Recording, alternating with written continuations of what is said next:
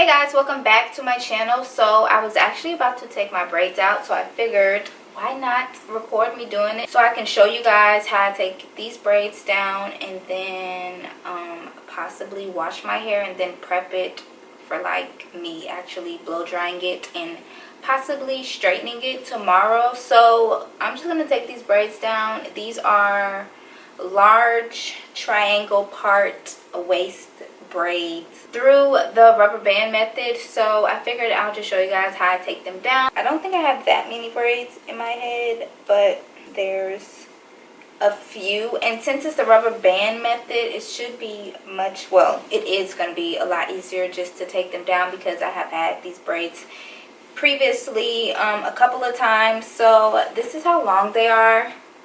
They kind of sit above my waist. So yeah, we're just gonna start. I'm just gonna start from the back and then work my way around. I think I've had these braids in for like 2 weeks, so it's time for them to come out. And then my scalp is really dry. It's flaky. I'm pretty sure all the edge control has worn off because there feels like it's nothing on my hair.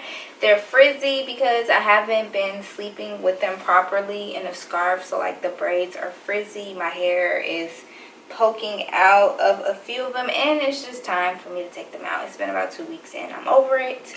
So I have some scissors here, so I'm just gonna cut the braid. Just cut it.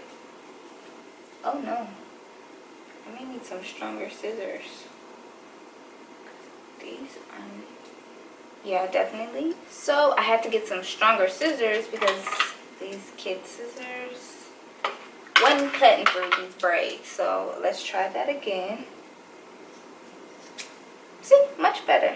So I have a trash bag on the floor. I'm just gonna take the braid down and throw this braiding hair away.